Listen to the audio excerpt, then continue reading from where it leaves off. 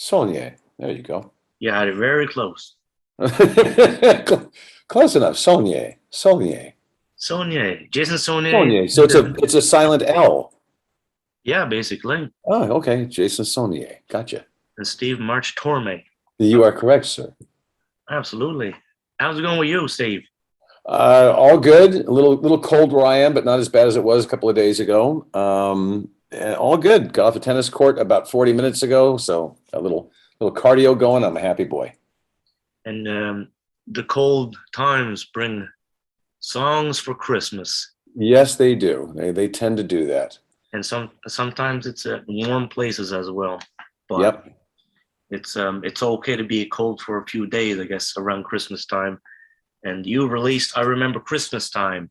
Yes. Now, has it been a long process to work on this song, or how you go about doing it? Well, this song was actually written as a different song. This was a song called "A Different Time," and it was about my kind of reflecting back on my life and how I ended up in, in Wisconsin after starting out in Manhattan and New York and moving to Los Angeles. And a friend of mine who I'm doing this 10 concert run with right now. We're doing these concerts out here in the Midwest with 14 pieces. It's a big production show. He came to me about 2 months ago and said, I really love that song. I've always loved it. It's really sentimental and really pretty, but I hear a different title. And I said, well, that's fine, but it's written. What are you hearing? He goes, I hear "I Remember Christmas Time." I said, okay, but that's not what the song's about. So we talked about it. He said, well, I think if you change some of the lyrics, we make it a little more about Christmas as opposed to just nostalgia. I think we could have something special. Change the title. And I listened to him and said, you know what? That's not a bad idea. That way I've got two songs. And that's how "I Remember Christmas Time" came about. Okay, so it's like that. You have two songs from one. Yep. That worked out pretty well. You don't get that every day. No, and like this one, will shine every year until how long? I don't know. I mean, Christmas songs, it seems it's always there. Every year, just they keep on going. And now we got like YouTube and stuff, so you start to see big numbers on these old classics. You're right. You're right. And Interesting. there are some classic Christmas songs that have been around forever, been around since the 30s. And our intent with this song was to get enough traction this year and have enough people and enough stations and enough publications listen to it and say, yeah, we really like this. This is something we could hear for years to come. That's the goal. That's what we're hoping. And we think the song is special enough, but we'll see. Time will tell. And it's like that, recording and writing songs, let's say 70, 80 years ago, and making a super classic. Do you think those days will come again? That someday there'll be a new classic, or all the songs already done. How you look at that? Well, I don't look. I'm hoping this becomes a classic. I mean, I can't compare because it's been out all of 3 weeks. But when those other songs came out, they didn't know if they'd be classics either. You got to start somewhere. I'm sure that when my dad wrote the Christmas song, I don't think he sat down with his partner and writing songs and half an hour later said, I think we just wrote a classic. I think they probably think we've got a good song here. Let's see what happens with it. Same thing with Winter Wonderland and White Christmas and I'll Be Home for Christmas and every other Christmas song. Got to start somewhere, and hopefully if people latch on, they say, you know what, that affects me emotionally and I love the melody and I love this song. Then you keep your fingers crossed. We'll see what happens. Or it could fade away after 4 weeks. People say, yeah, that was a cute song, but not really interested. Who knows? We'll see. And it's like that when you're talking about playing concerts now. How is that? It's like the people coming out, because I mean a lot of people are afraid to go out. It seems sometimes, like nowadays. How's it going for you? Well, so far with these concerts, pretty well, but we can still tell that, we played a theater the other night that probably by all means should have been sold out. We got 4 more concerts coming up. 2 of them are sold out, but the one that should have been, I can almost guarantee you that you're right on the money, that people were thinking, you know what, if this variant was not, swirling about, I'd be there, but I just don't feel comfortable enough being in a large theater with a lot of people. And I don't blame them. I get it. If everybody had done, in my opinion, what they should have done in the very beginning, which is 2 years ago, maybe we'd be a little bit further along here, but that's water under the bridge. So, it is what it is. I think as we go along here, hopefully more and more people are vaccinated. Hopefully the medicine is even better and stronger and more protective. We'll get back to a point where people are going out to see live music again because people love going to shows. I mean, there's nothing quite like it, whether it's a play or a musical or a rock band or a Christmas show. People like being in live contact with musicians. There's something exciting about it you can't get in a virtual setting. And Steve, let's say speaking about jazz and stuff, you're so strong with it, when in the jazz field. How long, it took you to discover that I'm doing this jazz and I'm sticking to it? Where did that come from? Well, I kind of started off as a pop singer, and now I'm kind of like going around the circle back again. I guess I'm kind of a pop jazz singer.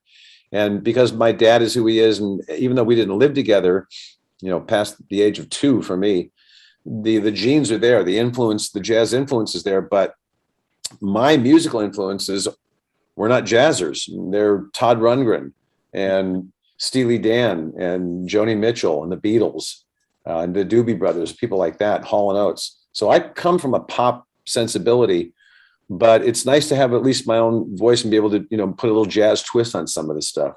What do you listen to? What do you enjoy?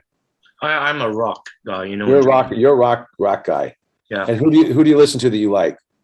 Well, the Beatles, Rolling Stones,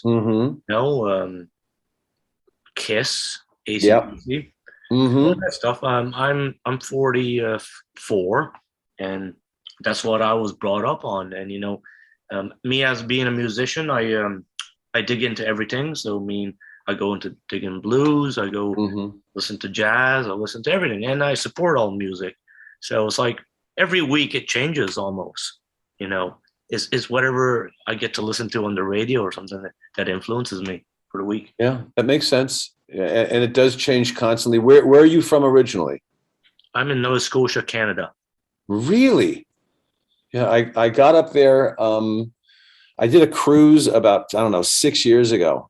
And we went up to Halifax and got off the boat and walked around. It's gorgeous up there. And it does get a little cold up there. Oh, yeah. Oh, yeah. It's cold right now. I'll bet, but it's beautiful country. I have a soft spot for Canada, period. I just think it's a cool place to be. And I think the women are beautiful and the people are, for the most part, pretty nice. I enjoy it. Well, you probably are 100% correct on all that stuff. They are really nice people, yes. Yeah, I think so. And it's not a big secret that the Canadians have a very special and a little bit outside of the box sense of humor. A lot of those people that became part of SNL and Saturday Night Live and SCTV were people from Canada, and they're funny people. There's no getting around it. That's true.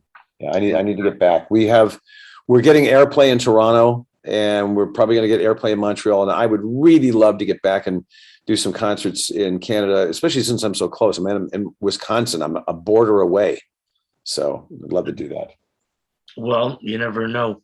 In 2022, things could look great. We'll see. I hope so. We'll be touring as much as we possibly can. So you are an active musician. Do you go out and do club gigs? Do you do theater gigs? Bars and stuff like that right now. Right. But right now it's kind of stale. In the summertime, it was starting to pick up a little bit because we could play outside and it was looking pretty good. But right now with this new variant, it's got to be tough. Things starting to slow down again. Yeah. It's like that. This thing didn't, this whole virus didn't help the music business one bit. I don't know anybody that got rich from this. Maybe people that made virtual concerts, but even so, it's not the same. Like I said, people want to be out there performing. So the sooner this thing goes away, the better it's going to be for everybody in every industry. But also, Steve, what I concentrate mostly now on is like broadcasting on YouTube. And dig into my archives and posting stuff online. And you get enough people now that are home and watching YouTube, I guess. So yes, they are. Time to do it and to produce stuff constantly, I guess. Yeah, that's true. And you can too. I mean, you don't need anything more than a camera. You don't need a studio. You need a camera and a tripod and you're off to the races. Yep. Yeah, pretty cool. Pretty cool. And how's your life, in COVID-19 and you playing music at home or, What do you do? Well, we got a little lucky with these concerts because I do radio too, and I've been hosting a couple of shows here in Wisconsin for 10 years. So I look into a lot of people's websites constantly because I'm doing the show and I'm trying to give information on where they're doing a concert or where they're from or who else is from that town that you might have heard of. Right. And there's so many people not playing right now because the venues aren't open, just like what we were talking about. But we're lucky right now. We've had these, we've got 10 concerts on this particular run here, and they're all open. None of them have been canceled. So far, so good. And we've got a few dates in January. It's picking up again in February. But you and I both know this whole thing gets shut down tomorrow. The CDC can come out and say, nope, no travel. It's getting out of control again. We're filling up hospitals. So I don't know. Look, I just feel that from the very beginning, if this thing had been handled a little bit better, but that's water under the bridge. It's gone. There's no sense bemoaning it. So I'm not here to complain. I'm just saying I think we could have been a little bit ahead of the curve if we had handled things a little bit differently. But who's to say? Who's to say? And Who's to say? time will tell. But let's stay optimistic and hopefully Absolutely. it will be great in 2022, which is really close. Yeah. In a few days, let's just say, in a few weeks. Yep. Well, I hope for you and me. I hope you're out there playing music, and the same thing goes for me. I hope that 2022 we can turn a little corner and start getting a little bit more towards normalcy. I think it's obvious that the people that work on this have the knowledge of what drugs really do work against this thing, and hopefully, if it doesn't keep changing and morphing into something different, we will have stuff that's active enough to keep it off, just like the flu.